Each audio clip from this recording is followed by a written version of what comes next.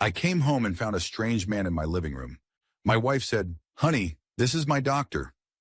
I calmly replied, "Okay," and went to the bedroom to get the documents I had been preparing for a long time. The manila envelope felt heavy in my hands as I walked back to the living room where Sarah sat frozen on our leather couch, her face pale as winter snow. The man beside her, tall, silver-haired, wearing an expensive suit that probably cost more than I made in a month at my auto repair shop, looked at me with the kind of smug confidence that rich men wear like cologne. "Dr. Harrison," Sarah stammered, her voice cracking like thin ice. "This is my husband, Jake." Dr. Harrison extended his hand with practiced charm. "Pleasure to meet you, Jake. Sarah's told me so much about you." I bet she has, I thought, ignoring his outstretched hand and dropping the envelope on the coffee table with a satisfying thud. The sound echoed through our suddenly too quiet house like a gunshot. "What's that?" Sarah asked, though something in her eyes told me she already knew this wasn't going to be good news for her. "Just some paperwork," I said, settling into my recliner across from them. "Go ahead, take a look." Sarah's manicured fingers trembled as she opened the envelope. I watched her face transform from confusion to horror as she read the first document. The sale agreement for Thompson's Auto Repair, my business of 15 years, sold to my competitor across town for a tidy sum that was now sitting safely in an account with only my name on it. "Jake, what is this?" Her voice was barely a whisper. "Keep reading," I said, lighting a cigarette despite her constant complaints about smoking in the house. Seemed like a good time to start breaking her rules. The second document made her gasp. The house sale agreement. Our 4-bedroom colonial with the white picket fence and the rose garden she'd spent 3 summers perfecting. Sold to a nice young couple from Boston for well above asking price. Closing date, tomorrow. Dr. Harrison leaned over to read the papers, his confident expression melting faster than snow in July. "Sarah, what's going on here?" "I don't understand," Sarah said, shuffling through more papers. Bank statements showing our joint accounts emptied, investment portfolios liquidated. Even her precious BMW, which I discovered was registered in both our names, had been sold to a dealer in Springfield. "It's pretty simple," I said, blowing smoke toward the ceiling. "You see, Dr. Harrison, my wife here has been playing house with you for the past 8 months, maybe longer. And being the trusting husband I was, I made sure both our names were on everything. Joint accounts, joint ownership, joint decisions. Funny thing about joint ownership, either party can make unilateral decisions about the assets." Sarah's face had gone from pale to green. "Jake, please, let me explain." "Explain what?" "How you've been screwing your boss while I work 60-hour weeks to pay for your medical conferences? How you told me you were working late when you were actually in hotel rooms with Dr. Romeo here?" I gestured toward Harrison, who was now looking like he wanted to disappear into the expensive couch cushions. "This is highly irregular," Harrison said, finally finding his voice. "You can't just..." "Can't just what? Sell my own property? Empty my own bank accounts?" "Funny thing is, I can. Already did, actually. Took me 3 months to get all the paperwork in order, but my lawyer assured me it was all perfectly legal." Sarah was crying now, mascara running down her cheeks like black rivers. "Where am I supposed to go? What am I supposed to do?" I stubbed out my cigarette and stood up. "Well, you've got Dr. Harrison here. I'm sure he'll take good care of you. After all, he's been doing such a thorough job of it already." Harrison shot to his feet. "Now see here." "No, you see here," I said, stepping closer. At 6'2" and 200 pounds of muscle built from years of wrestling with car engines, I had a good 4 inches and 40 pounds on the good doctor. "You came into my house, sat on my couch, and screwed my wife. The only reason you're walking out of here instead of being carried out is because I'm not interested in going to jail over trash like you." "Jake, please," Sarah begged. "We can work this out. We can go to counseling." "Counseling?" I laughed, a sound with no humor in it. "Sarah, honey, the time for counseling was before you decided to turn our marriage into a medical conference. The time for working it out was before you made me look like a fool in front of half the town." I walked to the front door and opened it wide. "Dr. Harrison, I think your house call is over." Harrison grabbed his coat and headed for the door, but not before turning back to Sarah. "I'll call you later." "No, I said firmly. You won't. See, I've got copies of all your text messages, photos from that weekend in the Berkshires, credit card receipts from restaurants I've never been to. I'm thinking your wife might be interested in seeing them. Or maybe the hospital board. Didn't you just get promoted to department head? Harrison's face went white as his expensive shirt. He practically ran to his Mercedes, not looking back. Sarah collapsed back onto the couch, sobbing. Jake, I'm sorry. I'm so sorry. It didn't mean anything. It was just what? Just fun? Just something to do when you were bored with your boring husband and his boring garage? I sat back down, suddenly feeling very tired. You know what the funny thing is, Sarah? I actually loved you. Even after I found out about Harrison, part of me wanted to fight for us. That's why I hired the private investigator. Her head snapped up. Private investigator? Oh yeah. See, I thought maybe it was just Harrison. Maybe it was just a midlife crisis thing. Maybe we could work through it. I pulled out my phone and scrolled to a folder labeled Evidence. But then Mike Torino sent me these. The first photo showed Sarah leaving a downtown hotel with a man I didn't recognize. Younger than Harrison, muscular, wearing gym clothes. The timestamp showed it was taken 3 weeks ago at 2:30 p.m. on a Tuesday when she'd told me she was at a medical conference. Who is he, Sarah? She couldn't look at the phone. His name is Brad. He's a personal trainer at the gym. The gym you joined 6 months ago for your health. Right. I scrolled to the next photo. Sarah and Brad in what looked like a very intimate conversation outside a restaurant downtown. His hand was on her thigh. Keep going? I showed her the next series of photos. Sarah with yet another man, older, wearing a business suit, getting into a car with her outside the Marriott. 3 men, Sarah. 3. Not one mistake, not one moment of weakness. 3 separate affairs with 3 different men. I put the phone away. The private investigator calls it a pattern. I call it a hobby. Sarah was sobbing so hard she could barely speak. Jake, I can explain. No need. I've got it all figured out.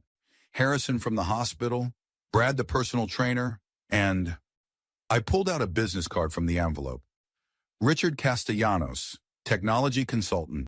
The same Richard Castellanos who helped set up the computer system at my garage 2 years ago. The same Richard Castellanos who had access to all my financial information. The look on her face confirmed what I already knew. That's how you knew exactly how much money we had, isn't it? That's how you knew when to push for the house renovations, when to ask for money for your clinic idea.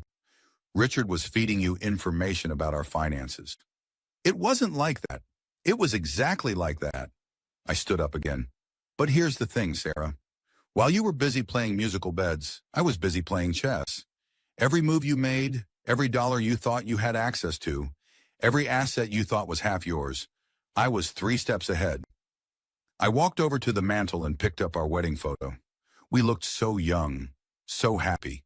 Sarah in her white dress, me in my rented tux, both of us grinning like we'd won the lottery. You know what your mistake was? You forgot that I might be a grease monkey, but I'm not stupid. You forgot that I served 2 tours in Afghanistan before I opened the garage. You forgot that I know how to plan, how to execute, and how to win. I set the photo face down on the mantel. The movers will be here tomorrow morning at 8 a.m. to get my stuff. Everything else stays with the house. The new owners are very excited about the rose garden. Where am I supposed to go? She asked again, desperation making her voice shrill. That's not my problem anymore. You've got 3 boyfriends. I'm sure one of them will take you in. I headed for the door. Oh, and Sarah, you might want to call them tonight. They're all going to be getting some interesting information very soon. What do you mean? I smiled for the first time in months. Let's just say your 3-ring circus is about to become a very public performance. The Riverside Motel wasn't exactly the Ritz, but it had 2 things going for it. It was cheap and it was far enough from Sarah's world that I wouldn't run into any of her doctor friends or their judgmental stares. The room smelled like disinfectant and old cigarettes.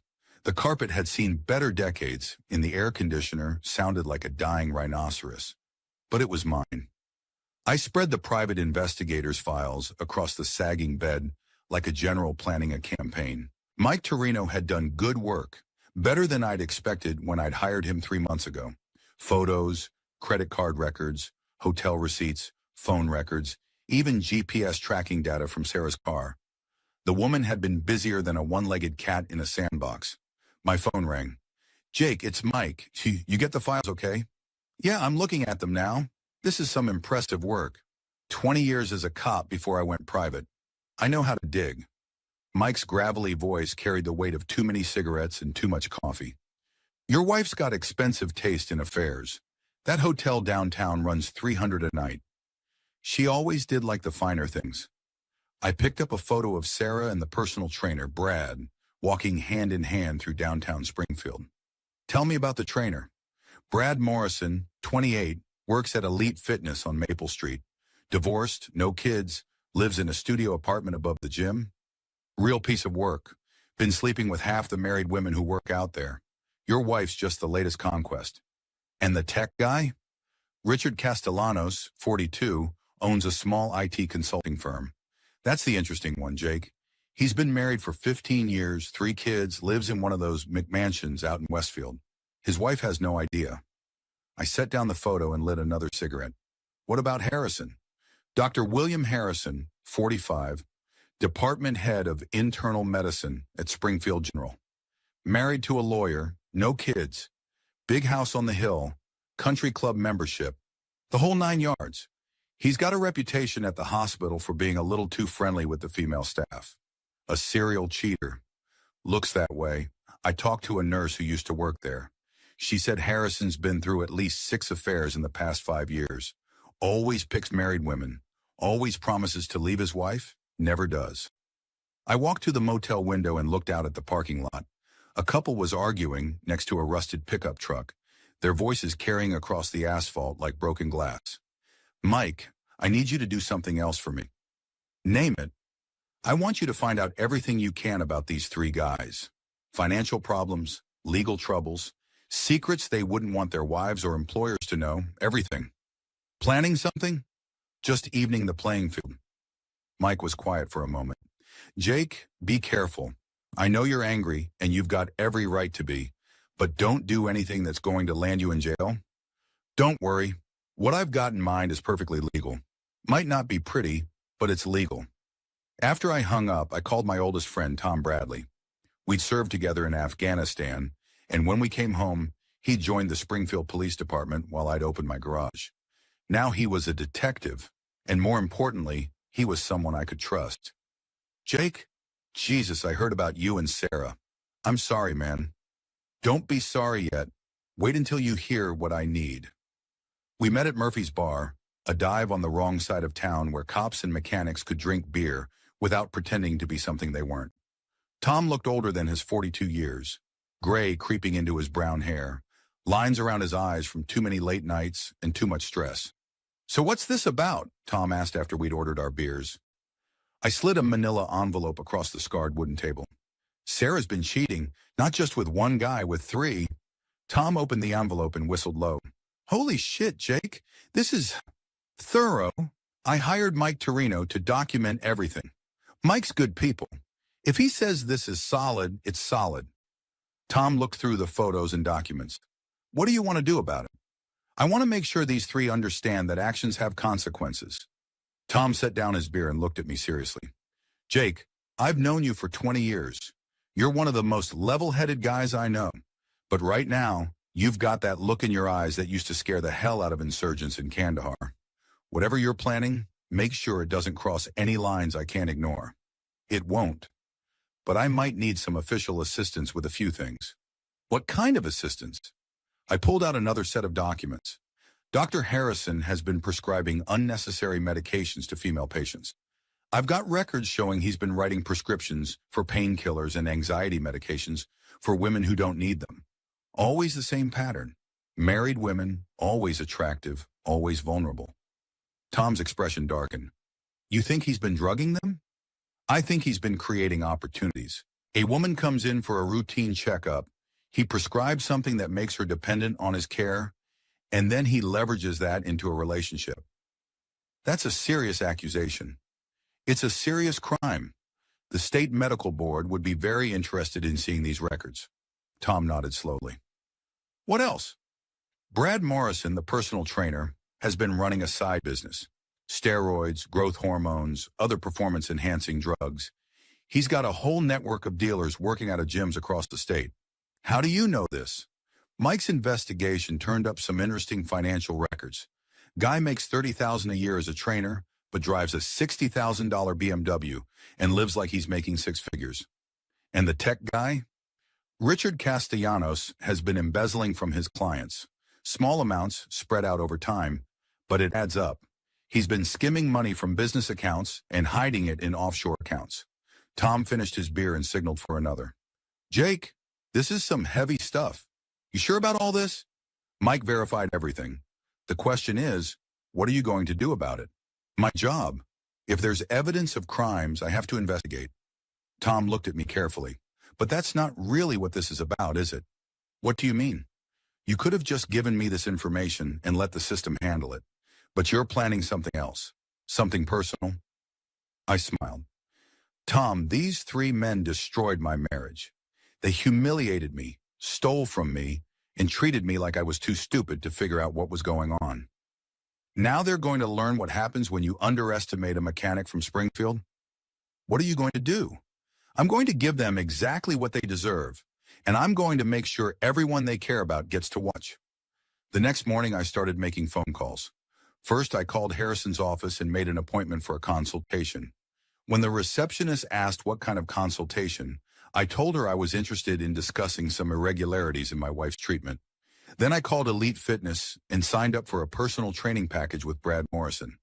When he asked about my fitness goals, I told him I wanted to get in shape for a new chapter in my life.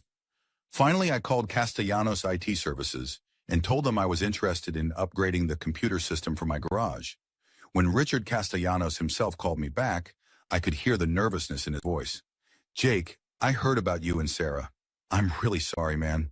Don't be sorry, Richard. Be ready. We need to talk. That afternoon, Mike Torino called with more information. Jake, I've got some interesting news about your wife's boyfriends. I'm listening. Harrison's wife filed for divorce 6 months ago. She's been building a case against him for years. Affairs, financial impropriety, the whole 9 yards. She's just been waiting for the right moment to pull trigger. What's she waiting for? His promotion to department head. She wants to make sure she gets half of his increased pension and benefits. But if he gets fired for cause, she gets nothing. Interesting. What about the others? Morrison's got gambling debts. Big ones. He owes money to some very unpleasant people in Boston. That's why he's dealing drugs. He's trying to pay off his debts before they break his legs. And Castellanos? His wife's father is a federal judge. She has no idea about the embezzling. But if she found out, her father would make sure Richard spent the next 10 years in federal prison. I smiled.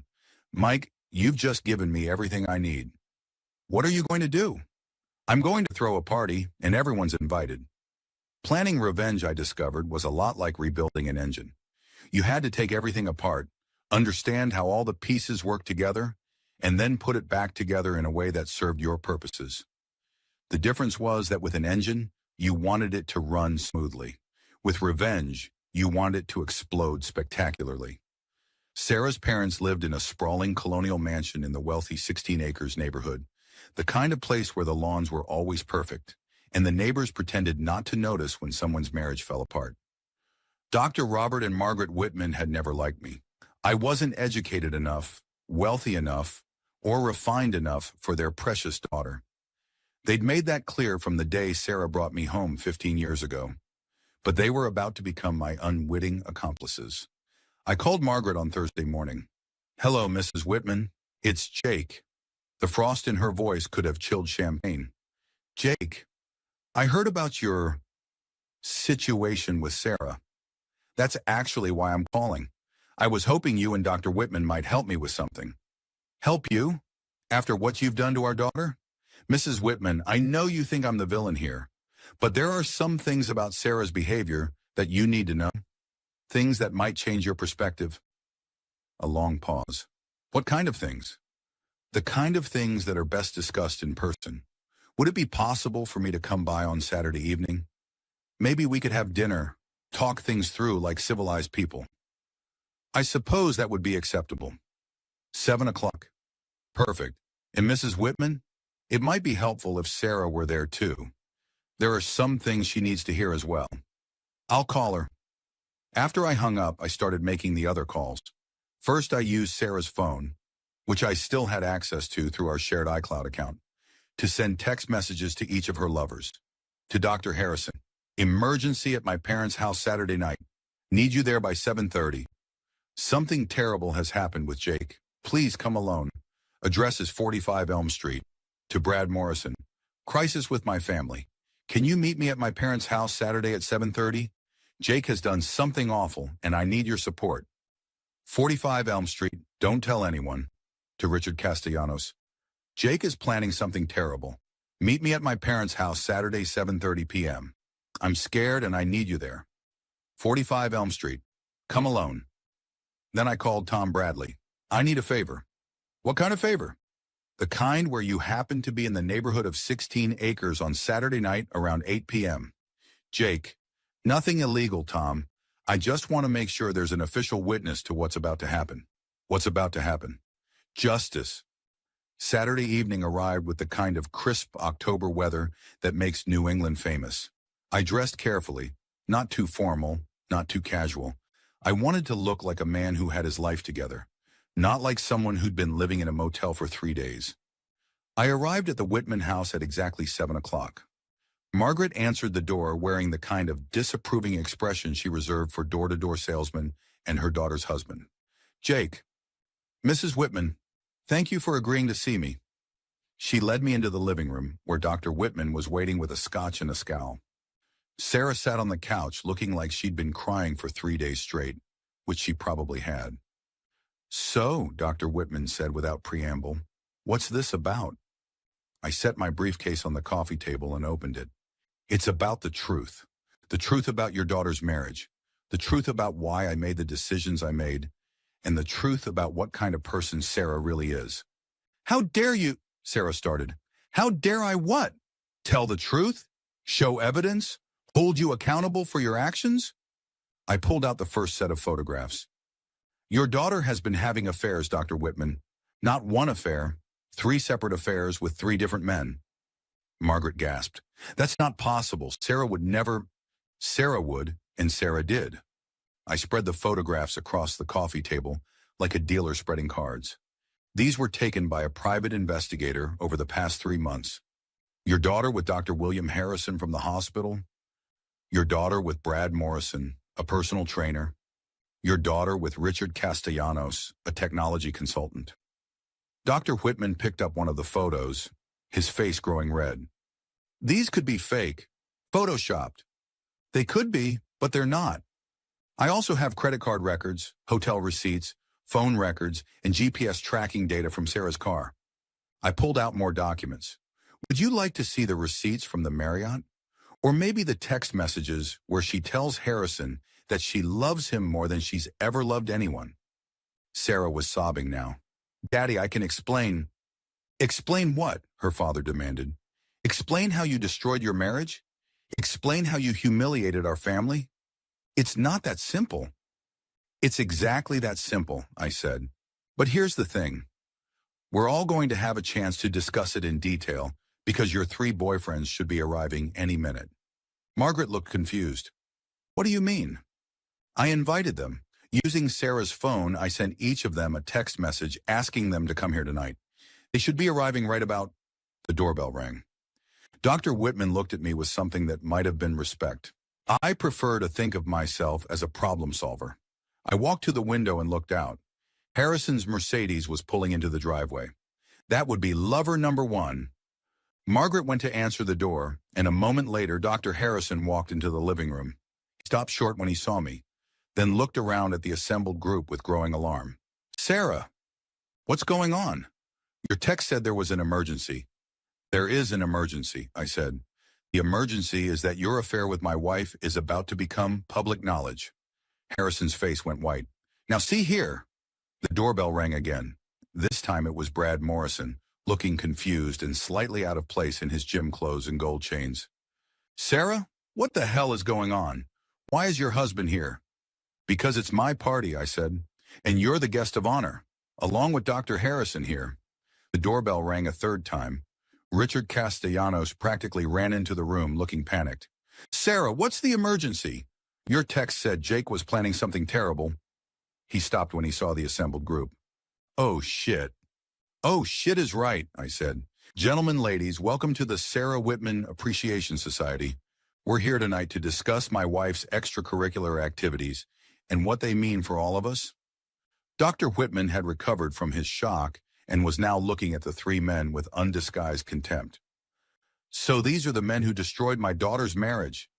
Actually, I said, your daughter destroyed her own marriage. These gentlemen just provided the entertainment. Harrison tried to take control of the situation.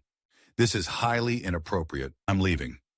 No, you're not, I said, because if you leave now, the photos of you and Sarah at the Berkshire Mountain Resort are going to your wife, your employer, and the state medical board first thing Monday morning. Harrison sat down hard on the nearest chair. Same goes for you, Brad. Those photos of you dealing steroids in the gym parking lot are going to be very interesting to the DEA. Brad's face went from tan to green in about 3 seconds. And Richard, your wife's father is a federal judge, isn't he?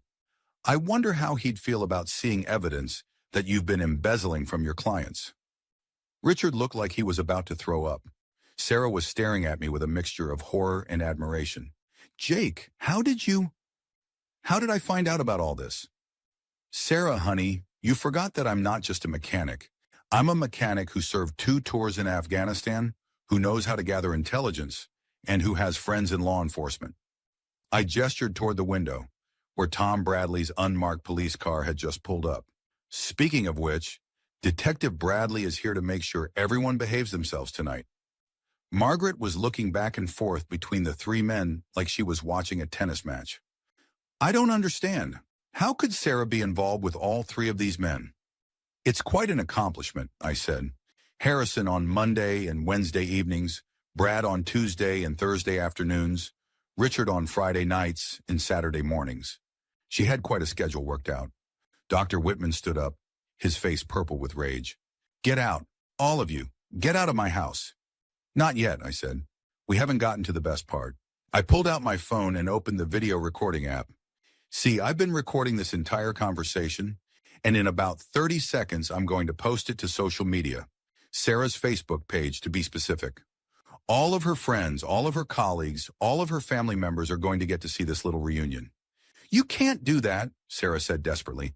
I can and I will. Unless what?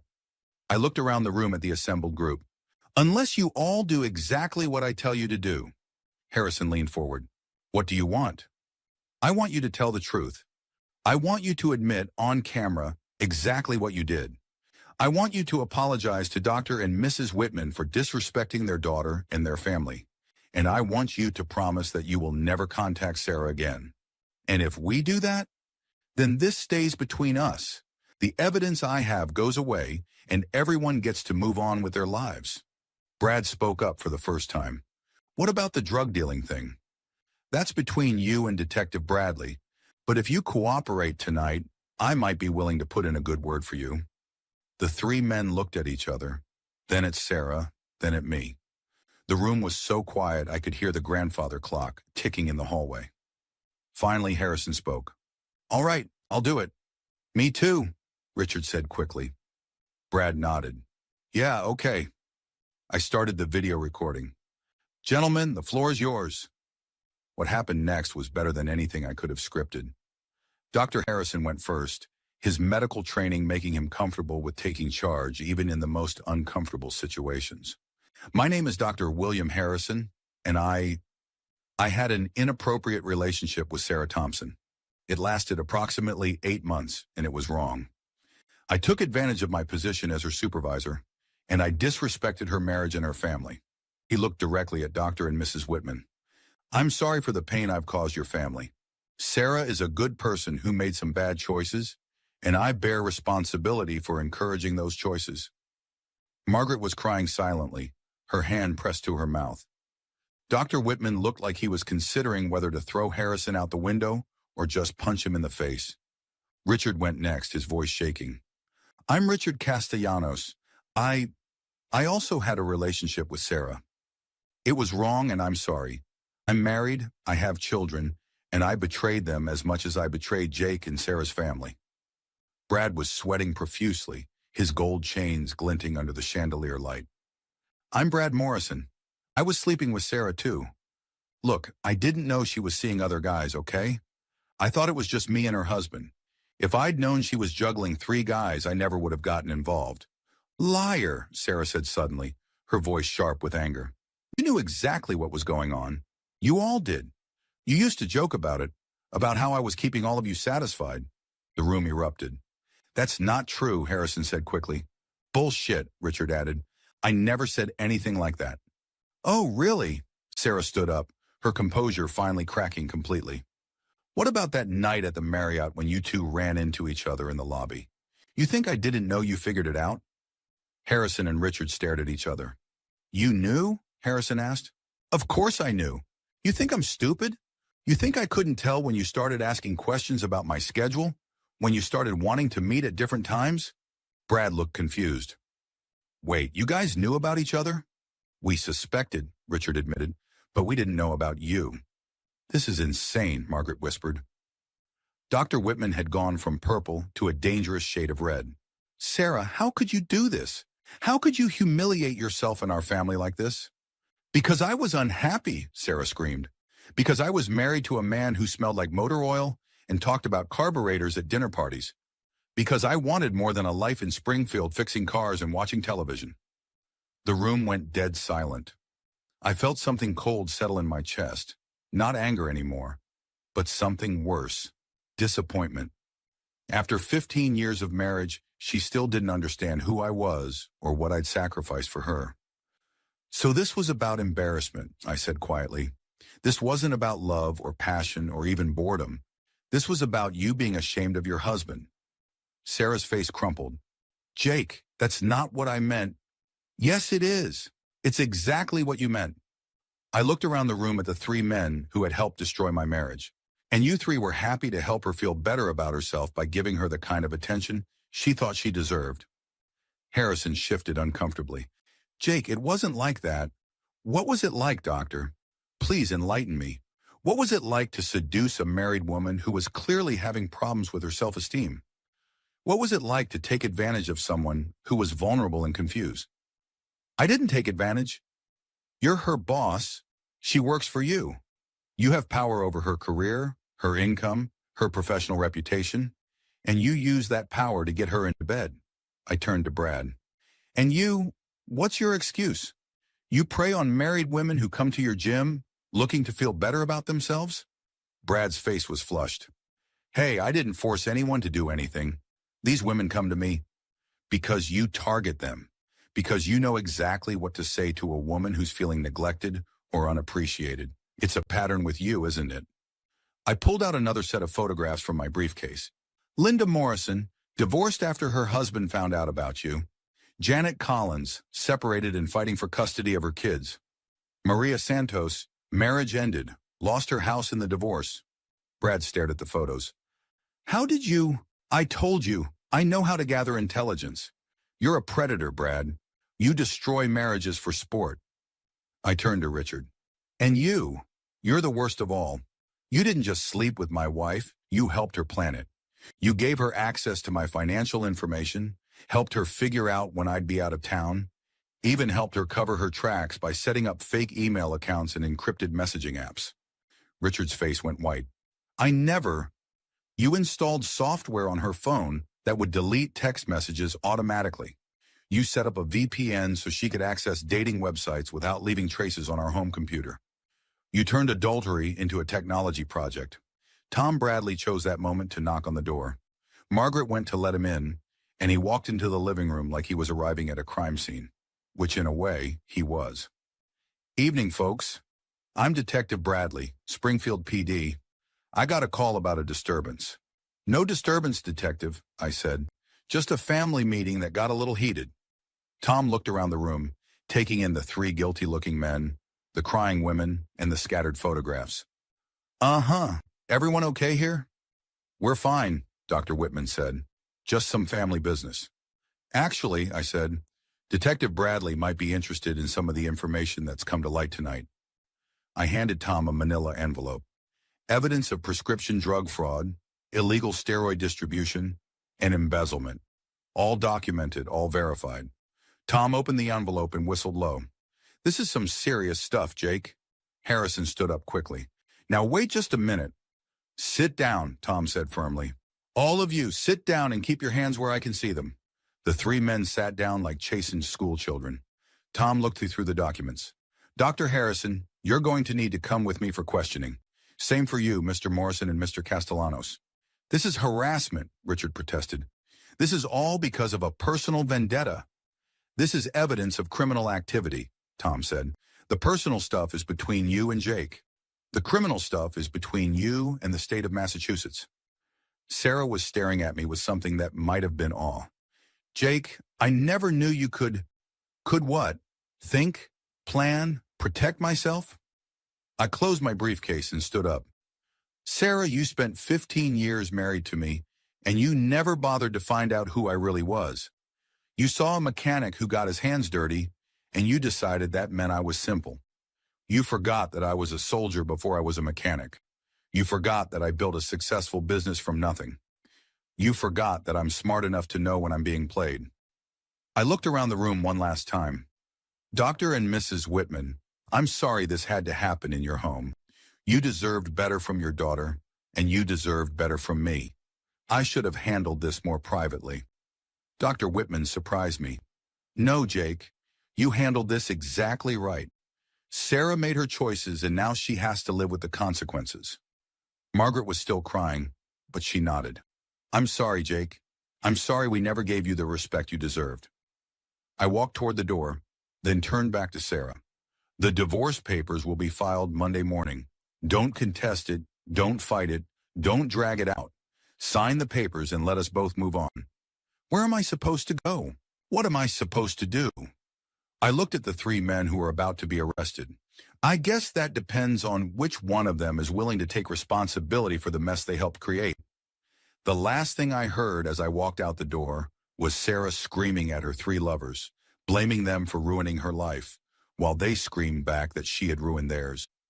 Tom was calling for backup, Dr. Whitman was shouting at everyone to get out of his house, and Margaret was crying harder than ever. I got in my truck and drove away, leaving the chaos behind me. For the first time in months, I felt like I could breathe again. The Springfield Gazette ran the story on the front page. Local doctor, trainer, and consultant arrested in fraud investigation. The article didn't mention Sarah by name, but anyone who knew the players could connect the dots. By noon, the story had been picked up by the Boston Herald and 3 television stations. I was in my new apartment, a decent 2-bedroom place downtown, nothing fancy but clean and quiet, when my phone started ringing. Reporters mostly, but also friends I hadn't heard from in years, curious about the scandal that was rapidly becoming the talk of Springfield. Mike Torino called around 2 p.m. Jake, you watching the news? I saw the paper. It's bigger than that. Channel 6 just ran a segment about prescription fraud at Springfield General. They're calling it an epidemic. Harrison's been suspended pending investigation, and 3 other doctors are being questioned. Good. The DEA raided Elite Fitness this morning. Found enough steroids to supply half the gyms in western Massachusetts. Morrison's looking at federal charges. What about Castellanos? FBI Financial Crimes Unit picked him up at his office. His wife filed for divorce this morning, and her father issued a statement saying the family has no comment on the criminal charges. I poured myself a beer and sat down in my new recliner. Sounds like justice is being served. Jake, I have to ask, did you know all this was going to happen when you started the investigation? I knew these guys were dirty. I knew if I dug deep enough, I'd find something I could use. I didn't know it would be this big. What about Sarah? That was the question I'd been avoiding all day. What about her? Where is she? What's she going to do? I'd been wondering the same thing. Sarah had called 6 times since last night, but I hadn't answered. Her voicemail started angry, then became pleading, and finally desperate. That's not my problem anymore, Mike. But it was bothering me more than I wanted to admit. 15 years of marriage doesn't disappear overnight, even when it ends in betrayal and public humiliation. Part of me, a small part, but still there, felt sorry for her. That feeling disappeared when Tom Bradley called at 4 p.m. Jake, we need to talk. What's wrong? Sarah's been calling the station all day, trying to file charges against you. Harassment, stalking, illegal surveillance, invasion of privacy. She's throwing everything at the wall to see what sticks. Is any of it going to stick? No. Everything you did was legal. You had every right to investigate your wife's activities. You had every right to share that information with her family. And you had every right to turn over evidence of criminal activity to law enforcement. But she's not going to stop. She's hired a lawyer, and they're looking for any angle they can find to come after you. They're claiming you entrapped her lovers, that you orchestrated the whole thing to destroy their lives. I laughed, but there was no humor in it. They destroyed their own lives. I just documented it.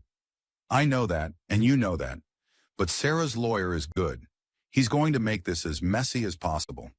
Let him try. I've got documentation for everything I did, and I've got witnesses to everything that happened. Just be careful, Jake. A cornered animal is dangerous, and Sarah's definitely cornered. That evening, I drove out to Murphy's bar to meet some of the guys from the garage. Word had spread quickly through the blue-collar community, and the consensus seemed to be that I'd handled things exactly right. Nobody likes a cheater, and nobody likes rich people who think they're better than everyone else. Jake! Danny Kowalski, who ran the transmission shop next to my old garage, raised his beer in salute. You really showed them, didn't you? I just told the truth, Danny. Hell of a truth. 3 guys at once. Your wife was busier than a one-legged cat in a sandbox. The guys laughed, but I could see the sympathy in their eyes. They were happy to see the rich doctor and his friends get their comeuppance, but they also knew what it felt like to be betrayed by someone you trusted. What are you going to do now? Asked Pete Morrison, the guy who'd bought my garage. Start over, I guess. Maybe open another shop. Maybe do something completely different. You could always come work for me, Pete offered. I could use someone with your experience. Thanks, Pete. I might take you up on that. I was nursing my 3rd beer when Sarah walked in. The bar went quiet. Every conversation stopped. Every head turned. Every eye focused on the woman who'd become the center of Springfield's biggest scandal in years. She looked terrible. Her hair was unwashed, her clothes were wrinkled, and her eyes were red from crying. She walked directly to my table, ignoring the stares, and whispers, Jake, we need to talk. No, we don't. Please, just 5 minutes. I looked around the bar at the faces of my friends and neighbors. They were all watching, waiting to see what would happen next. 5 minutes, I said. Outside. We walked out to the parking lot, where the October air was sharp and clean. Sarah wrapped her arms around herself, shivering in her thin sweater. I'm sorry, she said. For which part? The cheating, the lying, or trying to have me arrested? All of it. I'm sorry for all of it. Sarah, it's too late for sorry. What's done is done. I know you hate me. I don't hate you. I'm disappointed in you, and I'm angry about what you did. But I don't hate you. She started crying again. I don't know what to do, Jake. I lost my job. I lost my friends. I lost my family. My parents won't even talk to me. What about your 3 boyfriends? They're all in jail or hiding from their wives. None of them will take my calls. I felt that unwanted stirring of sympathy again. Sarah, you made your choices. You chose to have affairs instead of working on our marriage. You chose to lie and sneak around instead of being honest about your problems. You chose to humiliate me instead of respecting me. I know I screwed up everything. So what do you want from me? I want you to call off your lawyer. I want you to stop the investigation. I want you to give me a chance to put my life back together. The investigation is over. The criminals have been arrested. The evidence has been turned over to the authorities, and justice is being served. As for the divorce, that's happening whether you like it or not. Jake, please.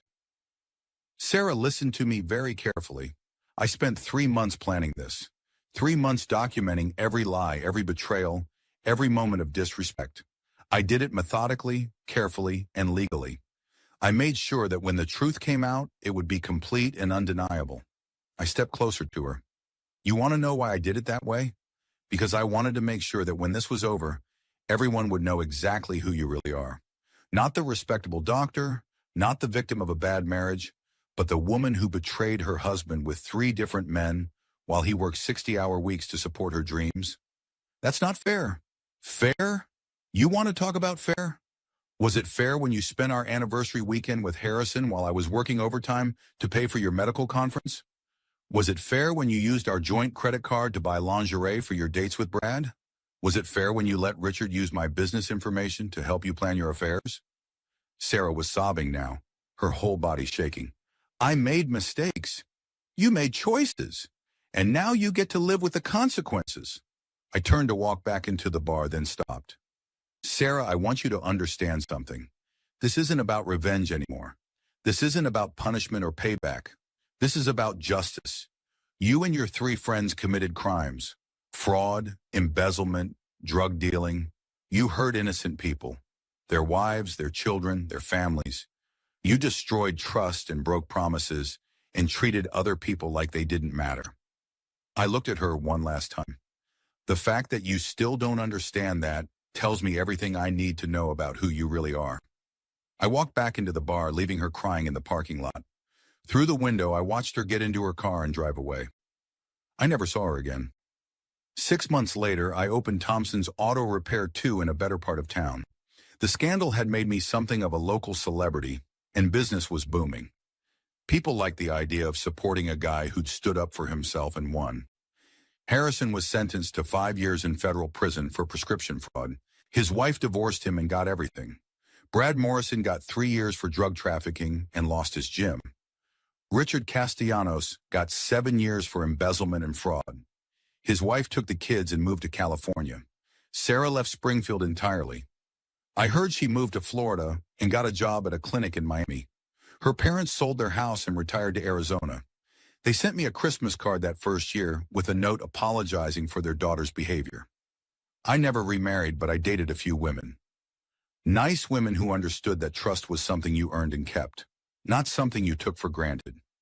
I was happy, or at least content, which was more than I'd expected when this whole thing started. The best part, though, was the reputation I'd earned. Word spread through the community about what I'd done, how I'd handled being betrayed and humiliated. Other men started coming to me for advice when they suspected their wives were cheating. I helped a few of them gather evidence, make plans, protect themselves legally and financially. I became known as the guy who fought back and won.